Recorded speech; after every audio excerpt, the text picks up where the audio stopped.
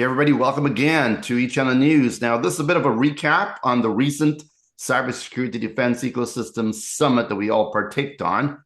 Randal and Paolo was there with us, and we're going to get their thoughts on what they thought of the event and what was their main takeaways.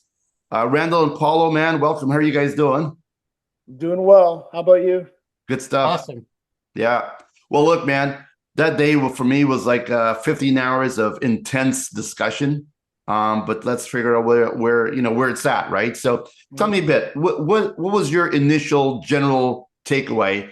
And maybe I'll start with you, Paulo, then jump to Randal. Well, I mean, you look at the room; it's packed, right? So timely event number one, right? The speakers, they're all subject matter experts, and it's critical, right? I mean, if you can't get that security piece down in your business, especially nowadays where you have ransomware as a service, so anybody can get into it, anybody can put you at risk.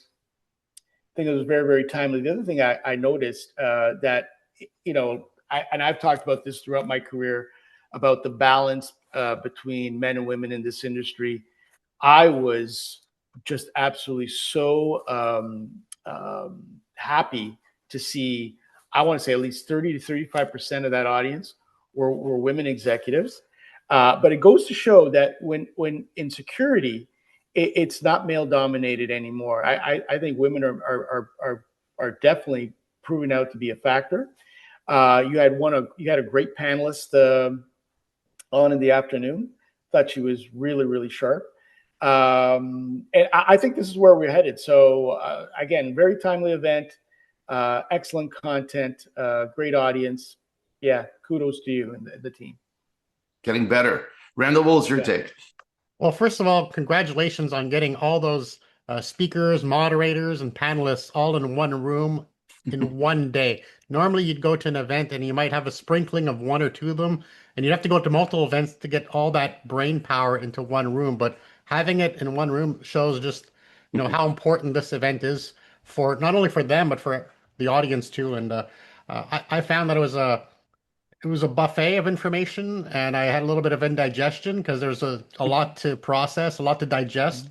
But at the end of the day, it really gave, even for myself and my MSP, it gave me some great ideas to move forward. But I learned a lot, and I learned a lot about, just starting off with with Sunil, about the mindset and how cybersecurity starts up here.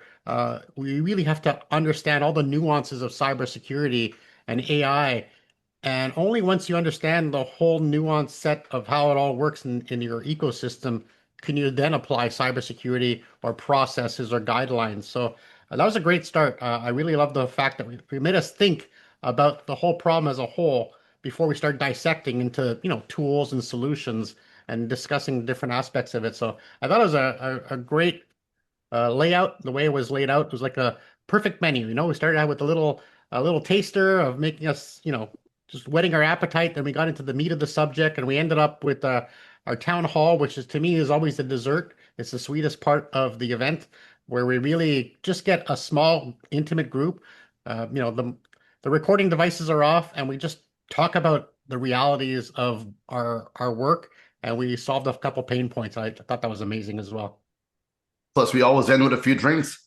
It was good. Look, so while we talk about this event, and by the way, I just want to thank all those speakers. As you're right, it was a bit of a challenge to bring everybody together, but everybody understood the mission, which is reshaping cybersecurity in Canada and globally.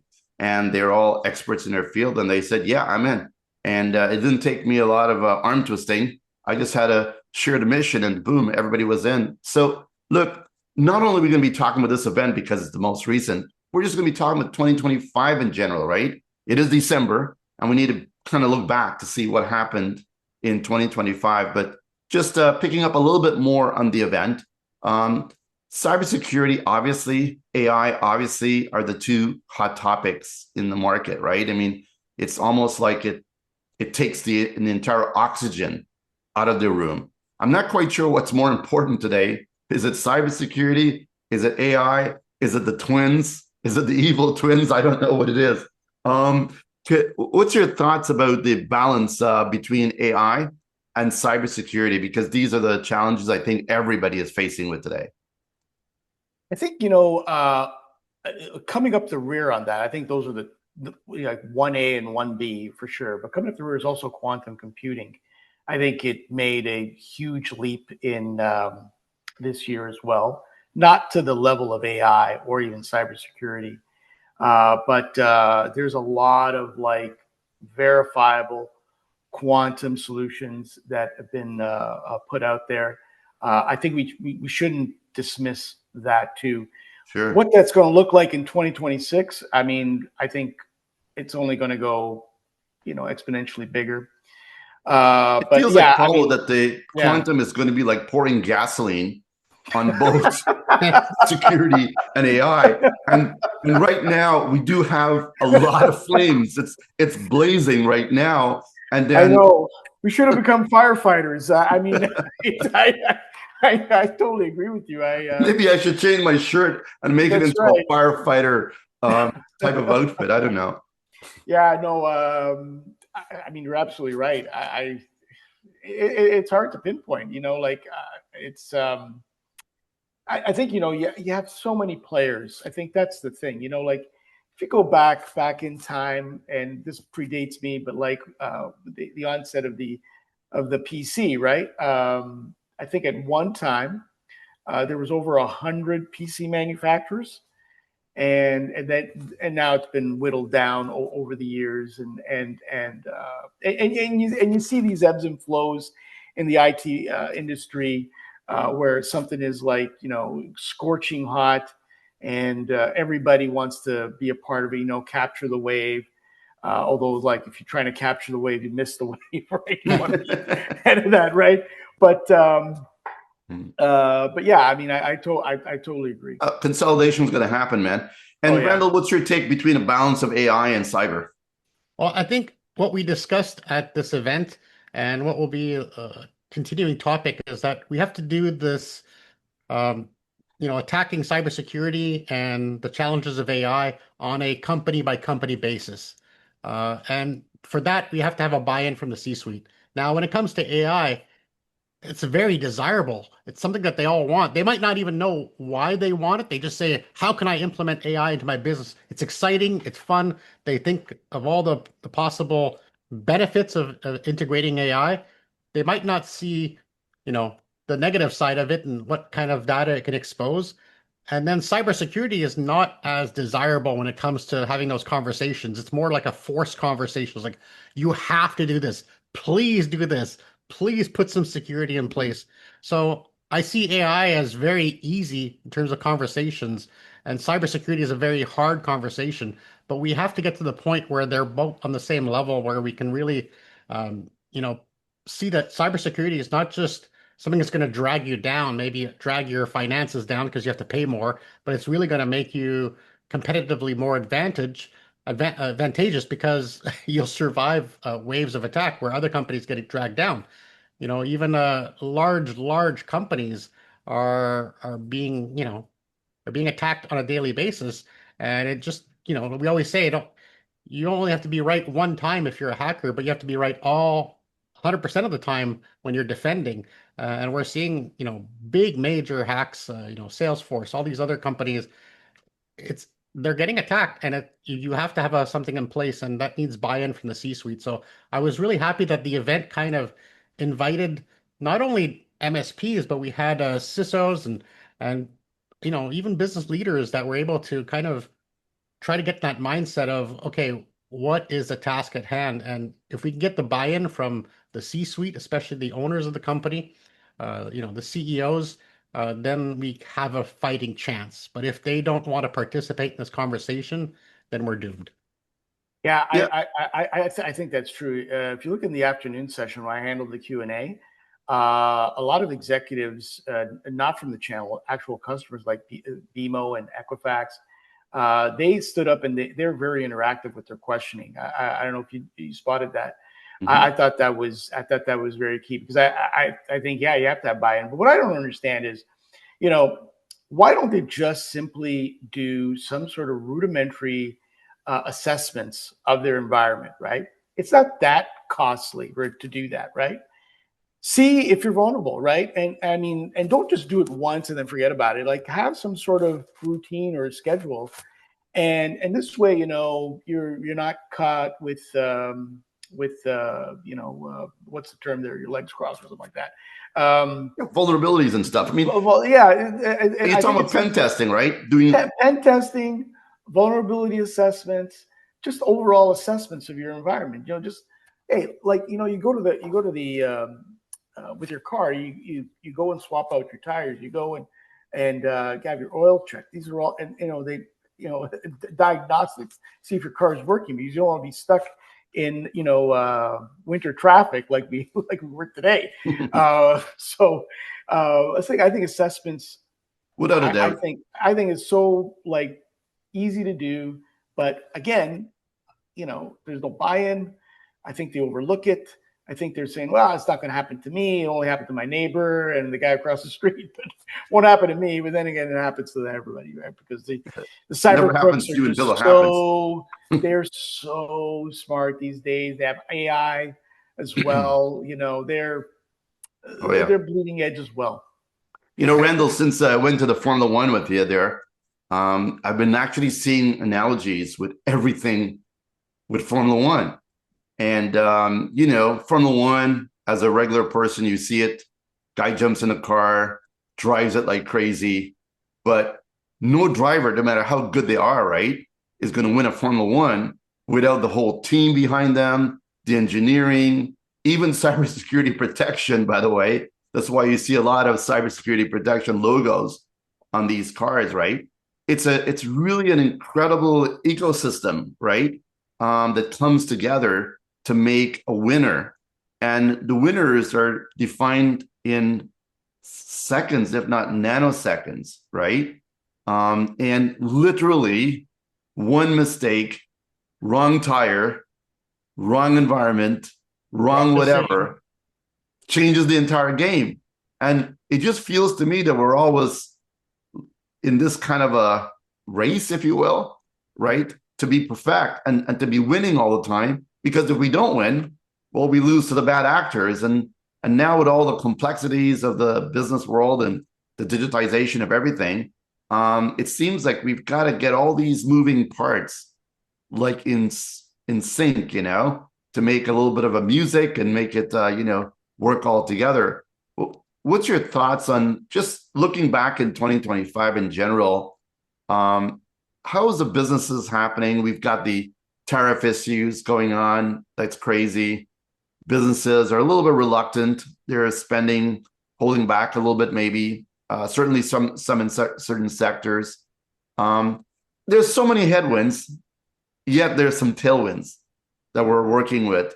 What's your overall assessment of the entire 2025 when it comes to IT and the channel and where we're at right now? It's a big question, I know, man. It's a lot of questions. Early morning question too. But let's break it down in small components. Let me just rephrase that and bring in the small components. Are you seeing businesses impacted, just say with tariffs? Are they holding back? Well, I did a presentation for you earlier this year on tariffs, and yeah, I absolutely believe that to be the case. So much fear, uncertainty, and doubt. The guy in the White House is he's just a variable, right? You just don't know what he's going to do next. I think a lot of it's so much steam, the thing with China, tariff upon tariff upon tariff. I don't think President Xi is sweating him at all.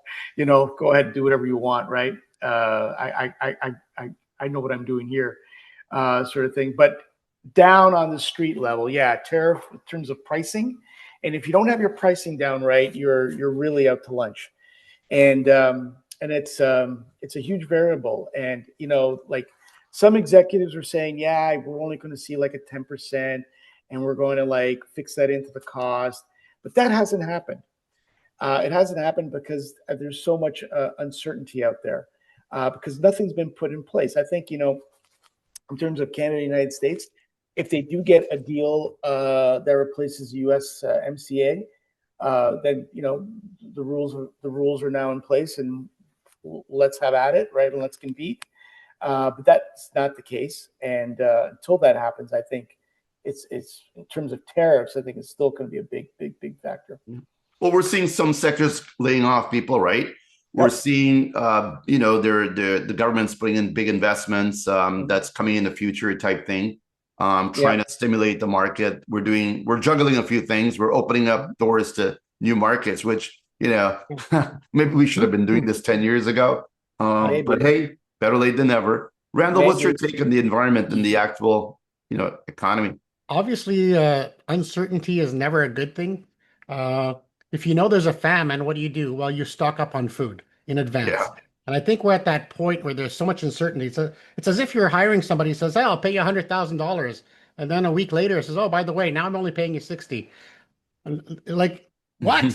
It's like there's so much craziness going on right now. But I think I'm seeing a trend, and some companies are kind of maybe thinking there's a famine coming, maybe thinking there might be some economic hardships.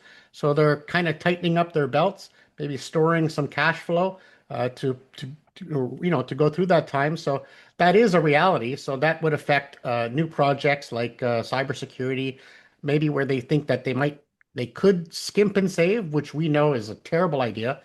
Uh, but I definitely think that it is affecting our sector by maybe people not taking on projects as quickly and trying to ride out to see if there's a stability that comes eventually, or maybe more clear direction or clear communication, because it's all muddled right now. I think that's the biggest problem. It's just late night tweets affect the market, and the next day they get corrected, and we know that it's just that uncertainty is just a constant feature right now in these on a day-to-day basis. So it's hard to make decisions long term based on all this. It's kind of mind-boggling how market can, change with just very little, for a tweet or something like this. I never thought we'd be there, but yet here we are. There's a new world order being reshifted, and we're part of that.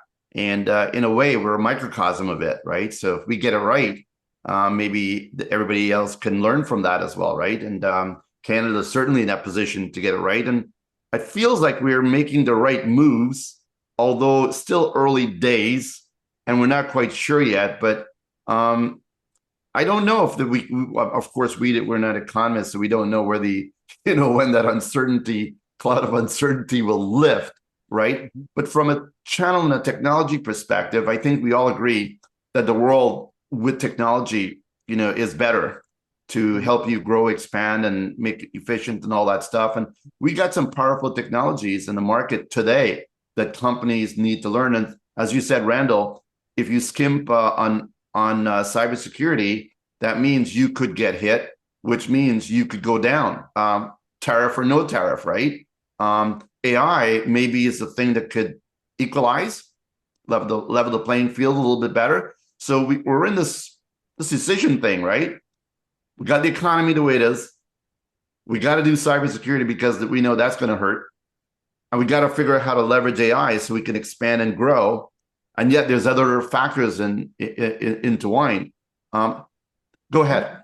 What I really liked was that at the event, we talked about CAN 104, which is kind of a baseline that every company should have. There's level 1, level 2, and at least we have something to aim for. And it's a conversation we can have with C-suite, with the business leaders, even small business, SMB. The whole purpose of this is to at least have a baseline of the low-hanging fruit of cybersecurity. Get some XDR or MDR in place. Make sure you have backups. Do some cybersecurity training. Still, there's so many companies that are not even doing the minimal, not even training, and it's not very expensive. So having a baseline, at least we have something to aim for. And I think that's a great initiative. I want to see more talk about, Law 25, CAN 104. I know it has a longer name, but we call it CAN 104 for short. I think those are the discussions we have to have so we can have some sort of baseline. We know that Europe has GDPR. We're probably going to have something similar across Canada. I know it started in Quebec with Law 25. But until they start enforcing it and actually giving out penalties, people don't really care about it. So it's going kind of this conundrum where we have standards, but they're not being applied. But at least for us who are fighting the fine fight, we can at least teach everyone these standards and try to get them at least up to a minimal, a base level to survive. It's like you can run with a tire that has very low air, but really the goal is to have everything pressurized at the right level, or else you have wear and tear on your car, on your tires, for example. So I think what's happening now is that people are starting to feel the effects of skimping, and they're getting breached, they're getting socially attacked, and it's really it's a scary environment if you're not doing the minimal. Sure. Look, one of the things that I wanted to mention is that this is a great example of why I always, always, always preach why the IT channel is the army that's separating, the planet from chaos, right?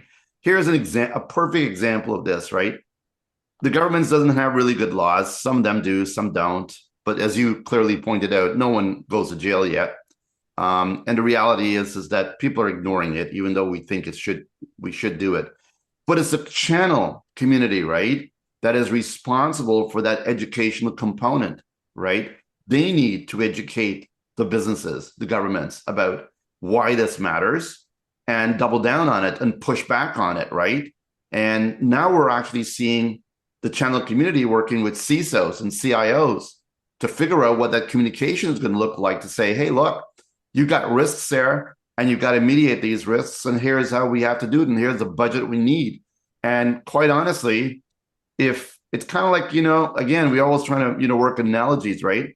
If that plane drops in altitude and you don't put on your oxygen mask, it's lights out. Doesn't matter what you are, who you are, what you're doing. So for me, oxygen is that basic thing of making sure your cybersecurity protected at the very least, right? And who's doing that? Government's not making sure you're regulated that much, right? They're giving you some guidelines. And here's some guidelines. Some industries are more regulated, financial, things like this. So we're getting there, but it seems to be a slow crawl, right? And now that we can't wait. We just can't wait, right? Apparently the bad actors don't wait. No, bad actors don't wait. We got to accelerate. And so the channel community. We even talked about bad actors using agentic AI to trick the system into actually attacking. And that was scary. Now it's right. Now you can buy. I was reading that you can buy AI for malware as a service. You can it's a monthly fee, or you can buy lifetime subscription for very little. Like for $29. I think it's 125 or something crazy. And it's just, if you call today, it's free shipping. It's we're living in the age of Terminators, and to fight a Terminator, you need a Terminator. You need a good Terminator to fight the bad Terminator, or else you're terminated. The playing field is not leveled. I just wanted to comment on what you, Randal, and Julian said about standards. And I hate to harken back in the past, but when GDPR was established, all those European countries are on the same page. Yeah, they had the EU. We don't have that, and that's fair. That's a good point. But the communications effort was just simply outstanding. Everybody knew what they had to do. This is not the case here in North America. Especially with the channel. I think they're so reactive. I think they look upon the privacy commissioner here, who has a thankless job, and they say, okay, yeah, fine, sure, yeah, but you know what? I got this big deal here. I'm going to worry about this, right? I'll worry about that later. And there was no big concerted effort where everyone was on the same page to get that out. But we do have an example of that with GDPR. That absolutely worked to a T. So maybe we should just adopt that, We should. I mean, there's a lot of people saying that. Why reinvent the wheel? We should. Why reinvent the wheel? Well, because it's them as opposed to us, right? Well, sovereignty issues. We have Silicon Valley, right? Not Canadian. It's not American. We have MIT, right? We have Stanford. All the geniuses are here, right? But what's funny, man? Isn't Yeah. Paul, isn't it strange that in North America we know a lot Yeah. more about GDPR than Europeans know, but the actual compliance regulations we have, which I think they're Because like scratching their heads. What is it? because it's like you said, it is the standard. It is the Yeah. standard. But like they did an amazing job. They were all on the same page. They communicated this well. We all knew about it here. Like when I was writing articles about it, like why would we do that? I mean, our audience is in North America. You know, we wrote about it because hey, they're telling us about it. Hey, this is something you should look at. But Do you remember when we had websites and then we had to you had to click on what your preferences are for cookies and whatever? I mean, that certainly went away. It's kind of like great ideas, but unless it's really adopted, right? Nothing really works. It feels to me that we're still in the Wild West. Like, if you do the right things, you're going to be protected. You got your fort, you got your thing. But if you just want to roll out there and do what you want to do, good luck. Take your chances type thing. Sorry, go on. I do find a lot of companies, we talked about it at the event also about governance and having some sort of, a policy guide for the company. And I think that's a conversation that still is not being had. There's a lot of companies that they let the Wild West reign where they can just have a document saying, hey, you're allowed to use Facebook, but, during business hours, don't make the company look bad. Don't start trolling people where people know where your company is. Look at all the things that happen. Like that guy, like that executive at Microsoft, right? We don't call names though, but yeah. No, I will refrain on naming this person, but yeah. Or even people at baseball games. There's a whole internet of detectives out there. You have bad behavior in public, and you become, you're outed. You're outed. They quickly find out what company you're with, and That's if you're right. They find out you're on LinkedIn, and the next day you get fired. Remember the CEO at the the Coldplay concert? Yeah. Well, that's gotta hurt. Look, so there's a lot of challenges, right? And we're just living this. Our generation is living something that we've never lived before. We thought the pandemic was going to be the worst thing to hit us, but that led to something else, which led to something else, which now led to something else, and we have not shaken, right? The luggage from the pandemic. We're still dealing with remote work and all that stuff, and now with AI, things just seems to get more complicated. I don't know about you, but I feel that it's getting very, very hard to predict where 2026 is going to be, let alone next week. But we'll talk about the predictions at the end. But I wanted to set it up by looking at, AI for sure, cybersecurity for sure. We touched a little bit, in quantum, right? Mm-hmm. Have we forgotten about some other technologies out there that is actually doing some good stuff, like 5G, 6G, and whatever else is going on? What else have we missed in the noise of the big ones? Anything? Ooh, you really have to. Now I got to really think. I think, first of all, we are talking about après COVID. There's still a lot of pushback for the going back to the office.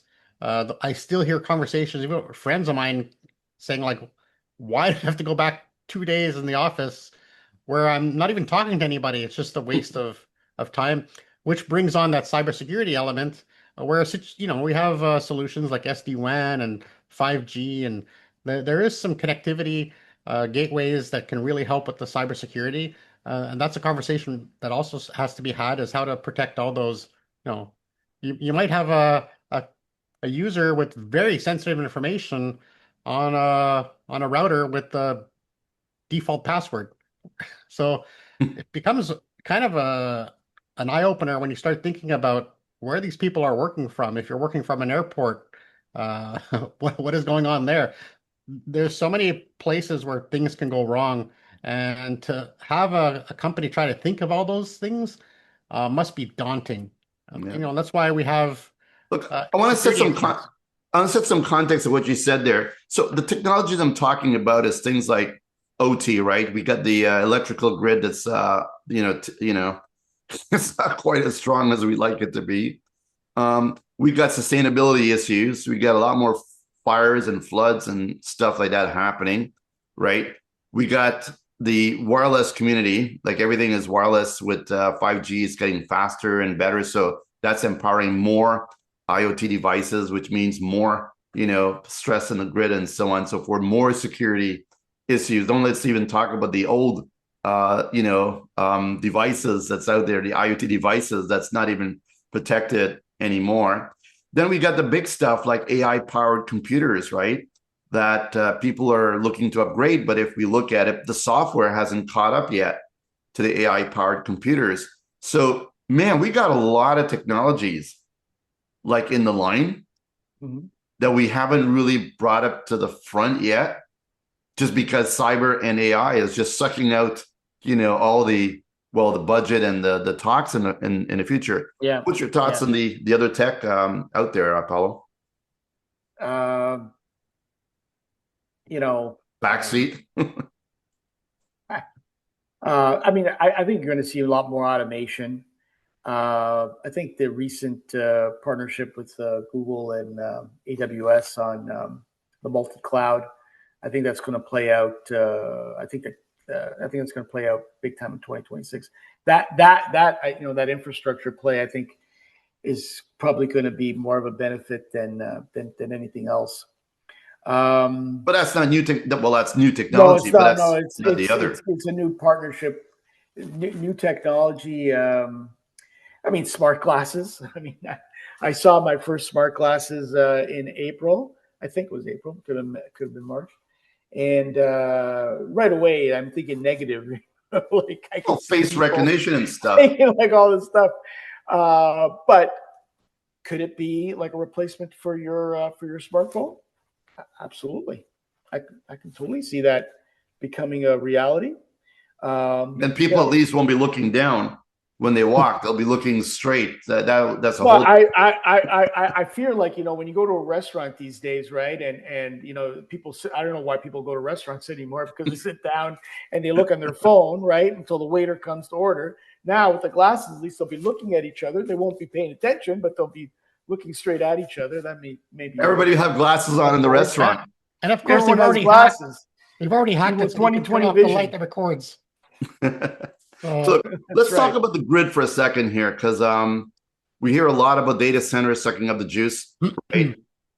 We see, blackouts. We see a lot of stuff going on, right? As a matter of fact, one of our events earlier this year, in the middle of it, had a blackout, and we're like, "What?" And we lit candles. We went old school and blah blah blah. But I even had to pay cash for the pizza.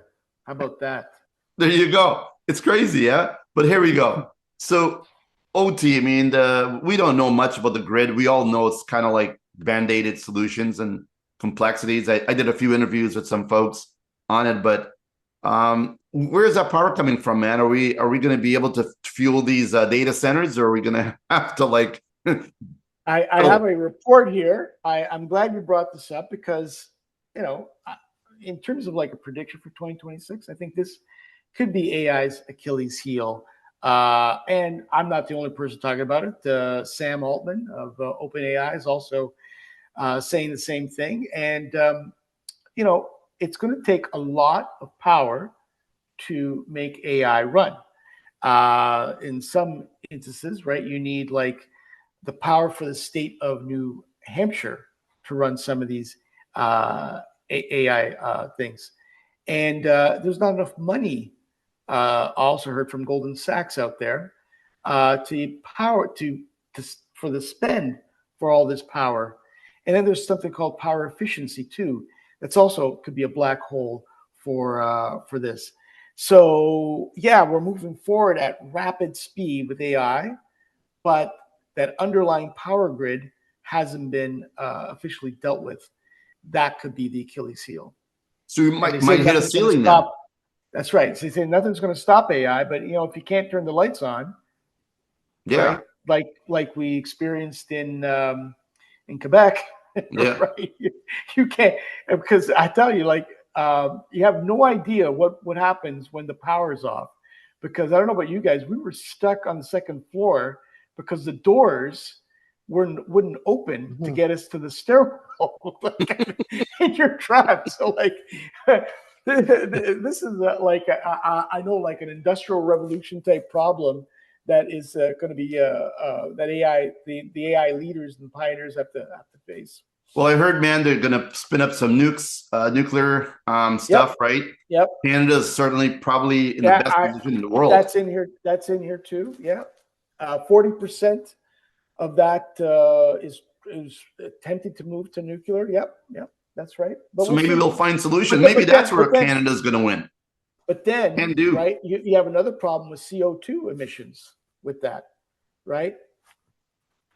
So a little bit of a balance. Didn't our environmental minister go left the other way because it just goes to show how much we rely on it. Couldn't take the heat.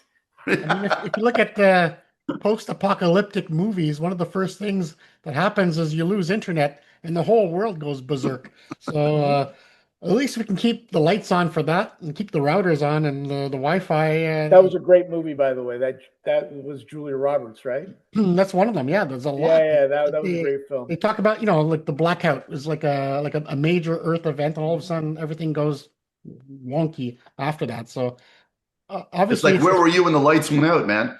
It's like we were in the room. We had to move everybody out, and we thought quickly. We moved everybody to the bar. There was an area that had a little bit of power. And we had enough seating to make the show go on. And it was great that we're able to think on our feet. But I think it's because we are trained in cybersecurity, and you have to think on your feet. In tech, you always have to have a plan B. And I think we're at that point now where companies are learning we have to have a DR plan. We have to have an emergency response plan.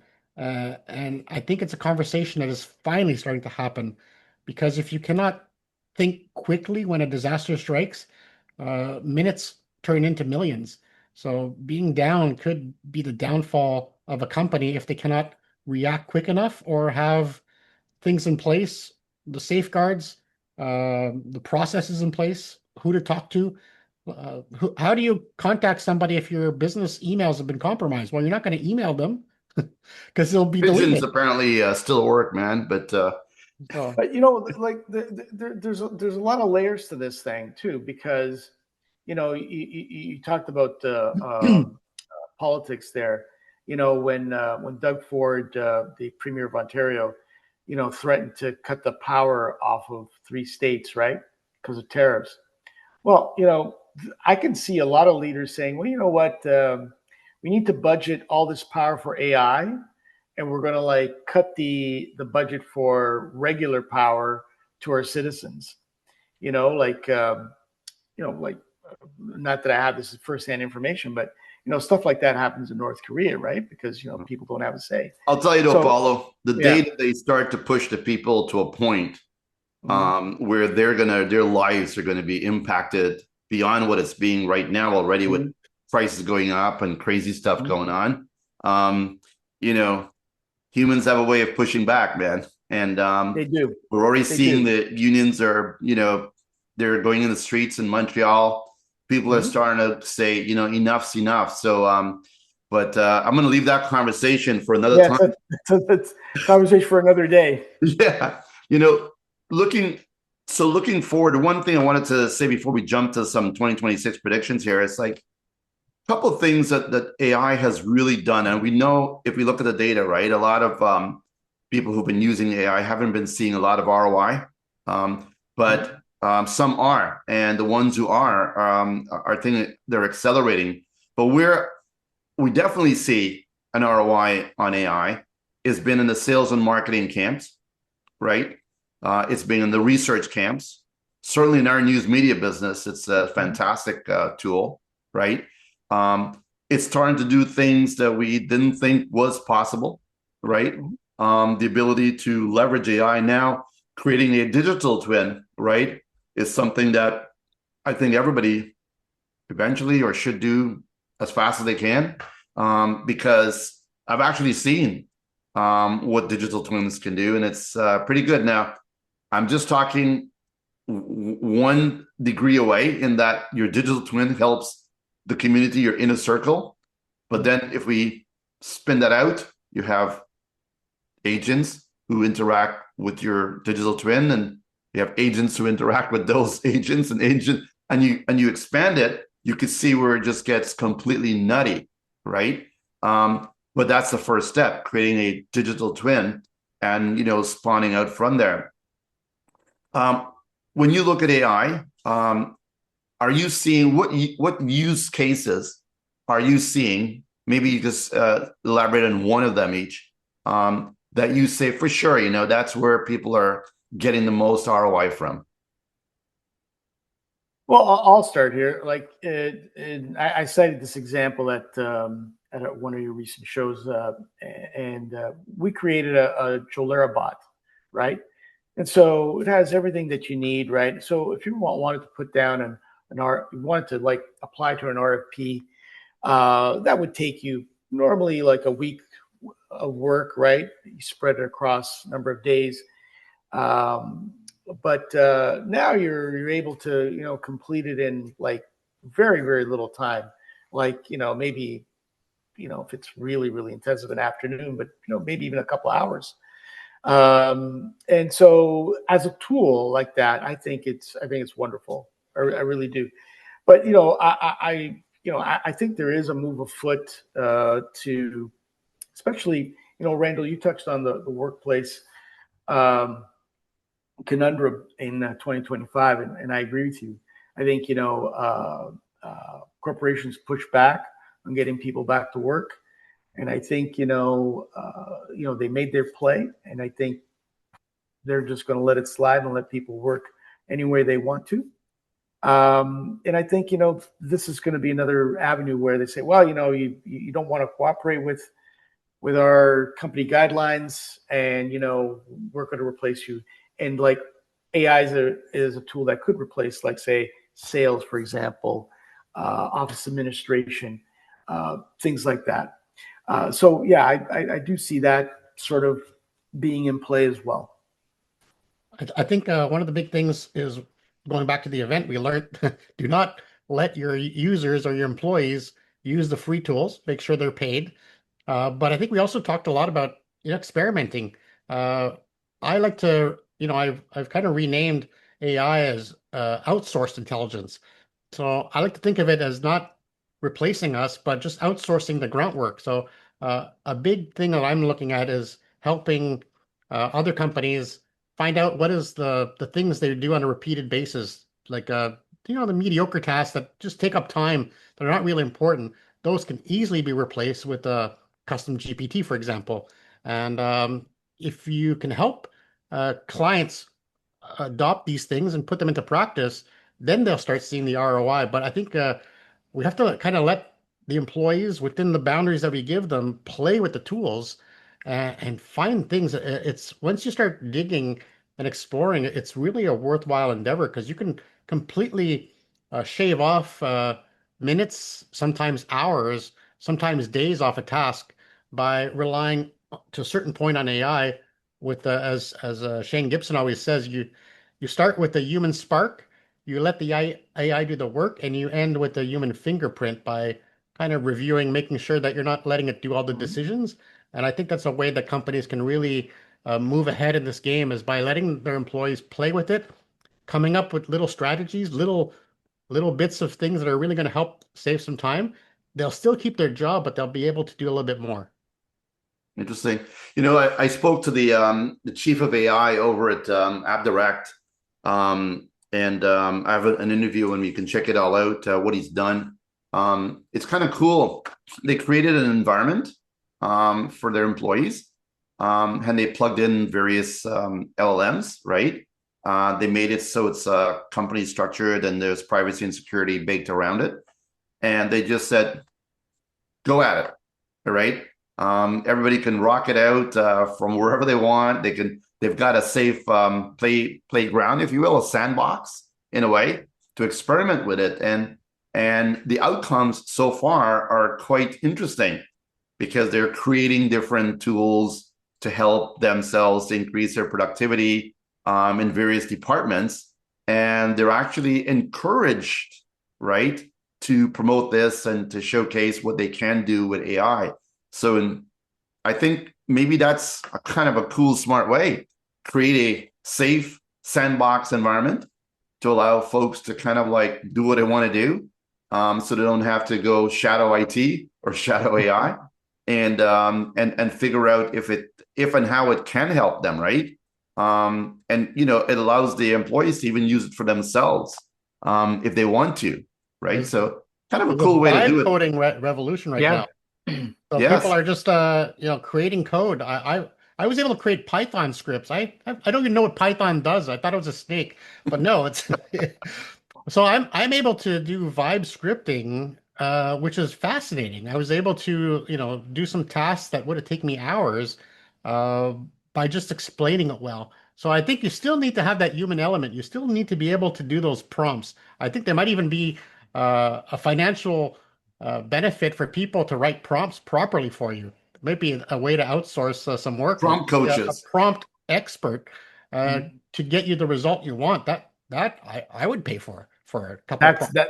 That's definitely the human element. A prompt This is where we marketplace. shine. Let's do That's a right. prompt marketplace. They'll raise I'd pay a couple dollars for a perfect prompt that could be resold, hundreds of thousands of times. That could be very lucrative. That'll be the new But app look store, at man. The prompt store.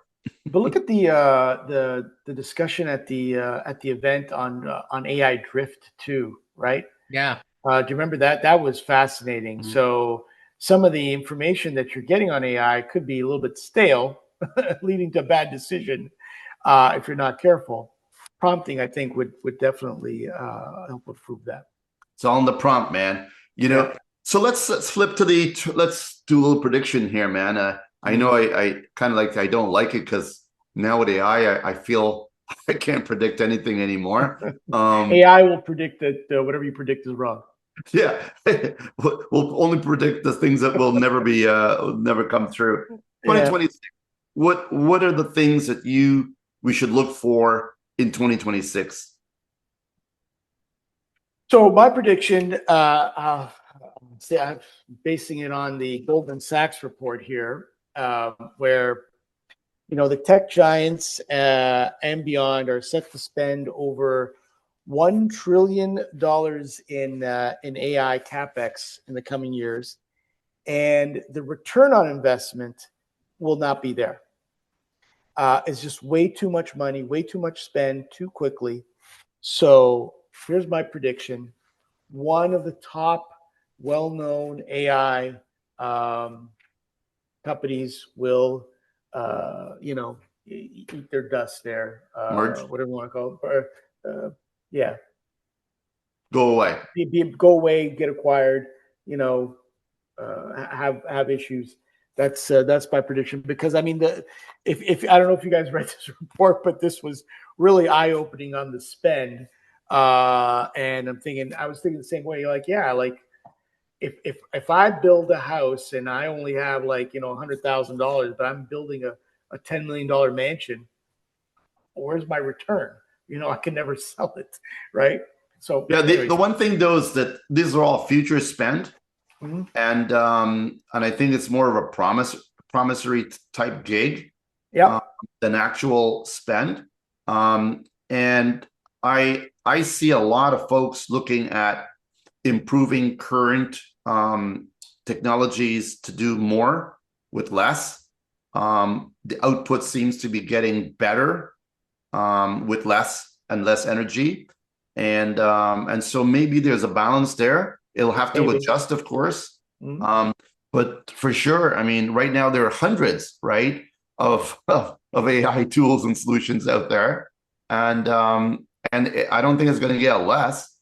I think it's going to be more, and it's up to everyone to figure out, what's their sweet spot. So, what about the because of AI? Are we going to see? We saw major companies this year lay off a lot of folks, right? Is it because of over hiring during COVID? Is it because they have a really great way to get rid of people now? What's your thoughts, Paulo, on the employment issues? It's a scary proposition.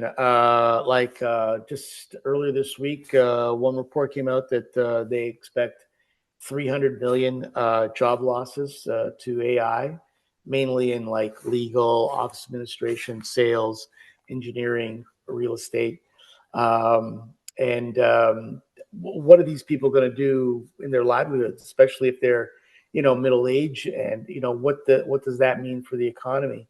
Um, uh, I think I can't No one see it not knows. being a push. No, I can't see it not happening. Right? The It's gonna happen. one thing I learned really early in this industry is that you have to maintain and enhance shareholder value, right? And I think a lot of these leaders, these C-suite level leaders, will always be acting in that direction. And No doubt. it's a chase to the bottom line. It seems like it's a 40% shave, right? Of the workforce. You think it's like that? Really? That's scary. Yeah, because I just think because AI is pushing the boundaries, it's doing stuff that we never thought that it could do before, man. And, Yeah. and every day we get up, we go, wow, I didn't know it could do that too. And then don't forget when we add robotics into the game, it's kind of a crazy situation. Mike Prostine said it really cool at the event. He says, every time I go into that self-driving taxi in California, Waymo or whatever it's called, he says, man, I'm giving up my life, risking my life to a machine here. And should I do this? And like, I'm not there yet. Like, I don't want to go into an autonomous self-driving car because for some reason I think I'm a better driver than an autonomous car. That said, I would choose an autonomous car over most of the taxi drivers and Uber drivers I jumped in with, right? Or more the drivers in the street because there is a challenge, with that type of stuff. So trusting AI and how deep we go down that road of trust of AI is probably going to determine if that number is at 20, 25, 30, 40%, right? And as you mentioned, Paolo, it's that shareholder return, right? If C-suite see that it's an opportunity to drive more revenues, they're going to jump on that. Randal, man, in this AI game. I like to identify as a positive person. So when Ford created the Model T, horses went out of business, but we still have horses. So that's the good news. I think that yes, AI is going to take away some of the jobs, especially the mediocre jobs that don't need a lot of human brain power. But in the end, if an individual can learn AI, and it's very within the grasp of anybody. My family uses it. My wife uses it. She's not into tech that much, but she learned it pretty quickly, and she's doing amazing little things to help her on a day-to-day basis with AI. I think if people can educate themselves and just play with it and get to know it, well, then they'll be a level above all those people that are getting fired. So I think now it's not a should I do this, but it's a skill that is necessary to keep going because if you can master even just a little bit, then you're an edge above everyone else. And that might mean the difference between getting a paycheck or sitting at home, really worried about where your next meal is going to come from. Interesting. I mean, without a doubt, I agree. You got to jump in. It's I'm all in. I swim in AI all day long. But what are those jobs that the AI is going to create? What are those jobs? Is it the construction jobs of the data centers? Is it the electricity management of the grid? Is it the creating the nuclear, reactors? It's going to power the energy. Is it going to come from different sectors? Because I don't see AI creating job. I see the infrastructure for sure to host AI creating a ton of jobs, right? But do you see in our world in IT, right? We actually see AI sort of replacing a bit of the the level 1, level 2 tech stuff, right? But it can replace the level 3s and higher now, right? But do you see a certain amount of jobs being created in our tech space, keeping it in our world because of AI? probably sure. AI experts that can help a company adopt it, or I think also AI is causing security companies or MSPs to do evaluations on, is your data safe? Can we turn this on safely? Do you have the safeguards in place, the proper policies, let's say in SharePoint, before you turn it loose, let it loose on SharePoint? So I think that there is definitely some jobs going to be created, but in the end, we're gonna have to be careful. Deloitte just got caught using AI in reports. You know, people are spending $1 million to Deloitte to do a report, and now they caught using AI. They're going like, "Am I really paying too much now for this?" So there is a danger of using too much AI. I think there's always going to need to have humans. We talked about at the event, not let AI do push that final button. I think it's a human that has to push the final button after evaluating that. Yes, the AI took some good decisions. There's no drift. There's no what do you call it when the Hallucinations. hallucinations? Yeah. I think there's always going to be there should always be a human pushing that button, or else we're in Terminator zone. Yeah. Like you got to have a fingerprint. We're almost out of time here. Paulo, last words, anything else? I just enjoy everything your team does, Julian. I think you're really the only person who's consistently doing events, putting the community, and this is a great community, especially here in Canada, together. This is something that is just essential for the growth of the channel in this country and anywhere in the world, really. So yeah, I applaud you and your whole team for doing this. This is why I always want to support you. And if those are my parting words for 2025, let them be that. Thank you, man. Big hug. Well, there you have it, my friend. We'll see each other soon, I guess, and we're always going to be in the road. February. Yep. Exactly. Big awards show coming up. Well, there you have it, my friends. We'll publish this and we'll see where we go in 2026, and in 2026 at the end, we'll see if we were right or wrong. Make sure to go to the next CDE or the next channel, next event, because we will be talking about this some more. Definitely. Cheers. All right. Cheers. So long.